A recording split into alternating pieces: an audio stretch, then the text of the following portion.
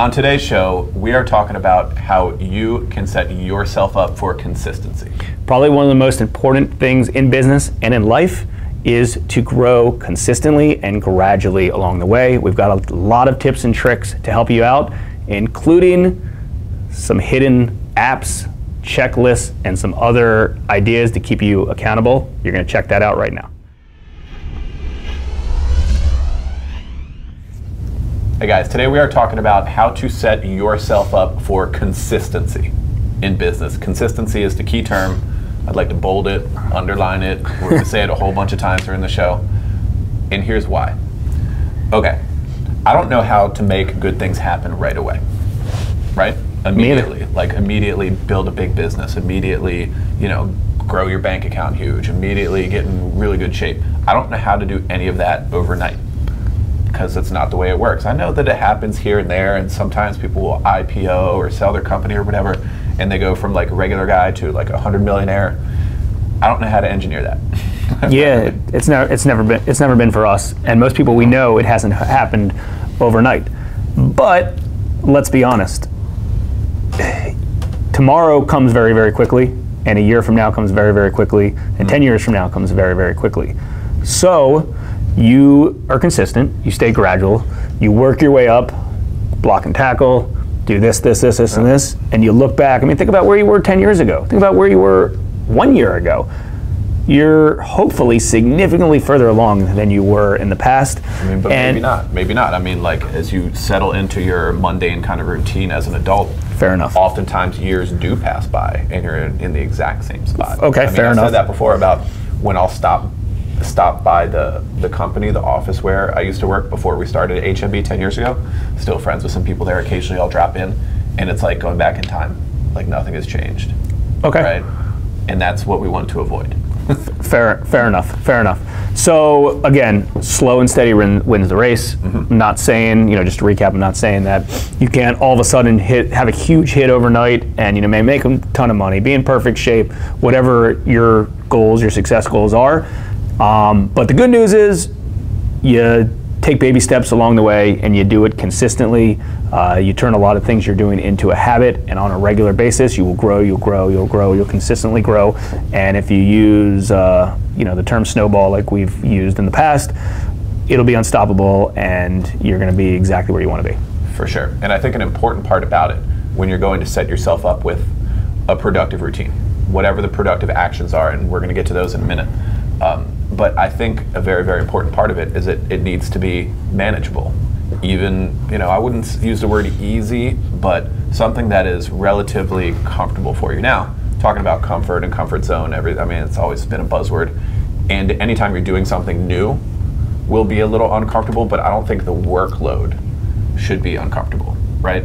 No. Like, I don't think you need to set yourself up with, here's a 14-hour day and I have to grind all day long with all these productive things, because frankly, it just won't happen. It won't get done. Exactly. It won't happen for 99% of people. So don't set yourself up for failure. Let's set ourselves up for consistency. Yeah, exactly. And it won't happen. So I would say kind of the first rule of thumb is, and this is going back to a lot of different shows that we've done, quite frankly, with very similar topics, and we have a different spin on it today, and hopefully, it grasps. But think about your transactional work, think about your business, your growth building work inside your company, and make a habit of those high-level tasks of setting up new marketing strategies, or figuring out new financial reporting that you want to look at, or hiring and training staff to be better.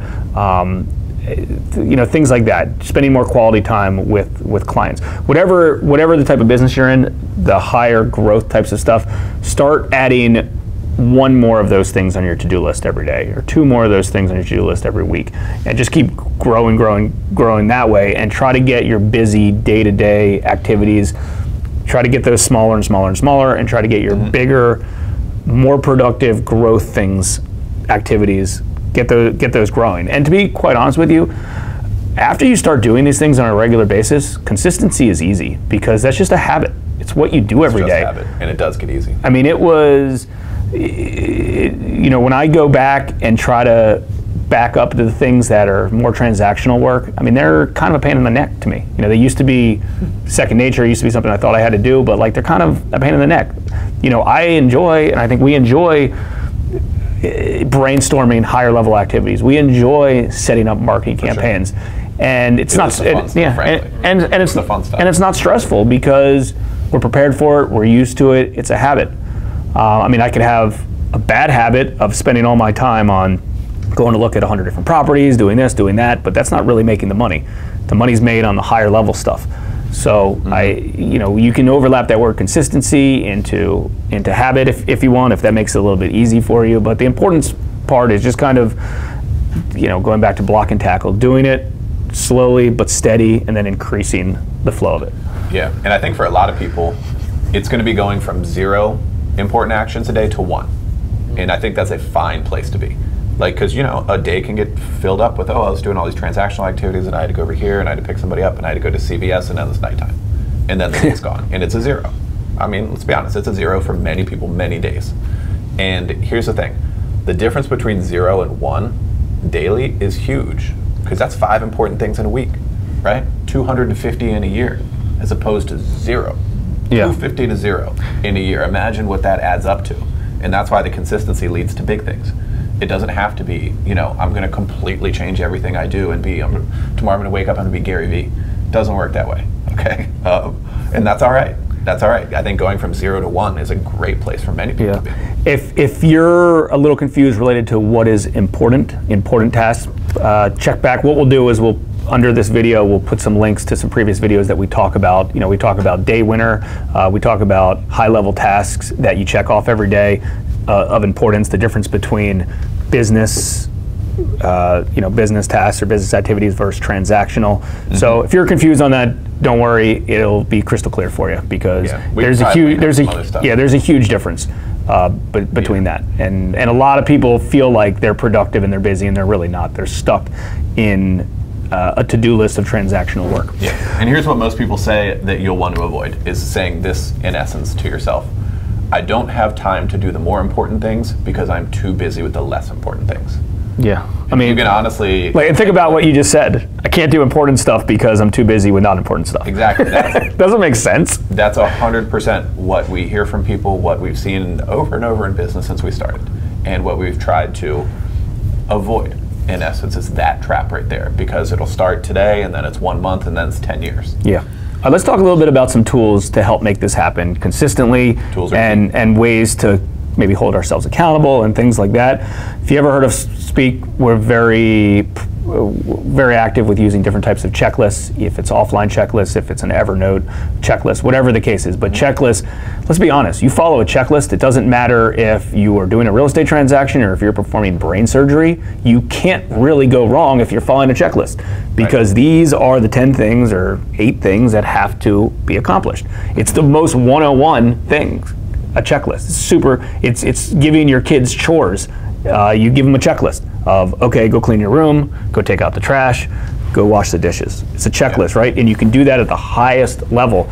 So don't be too good for checklists. They're so popular, they're so important. And we use checklists for everything. And some of these, some of these higher level projects that we try to get put ourselves involved in, it's simple as just putting on a checklist on a regular basis. And I can't leave the office, or I can't finish up my day until these items are done. Yeah, I love that idea for somebody who's trying to go from 0 to 1 and recognizes that to be the case.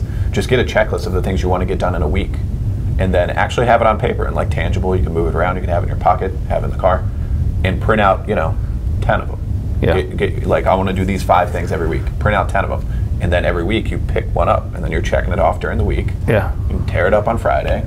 And pick another one up on Monday. So basic. I love that idea. When I was helping out Terry over the last week in the office related to picking up some of the stuff that, when she was on vacation, I know this stuff, right? I've been doing it for 10 or 11 years, but I printed out a checklist for every one of our loan files, and I put it on top because it kept myself organized and it kept me, doing it. So it's super simple. The other thing is, accountability. You may or may not have a business partner in your office, or and if you do, great. Hold each other accountable, tell each other your goals.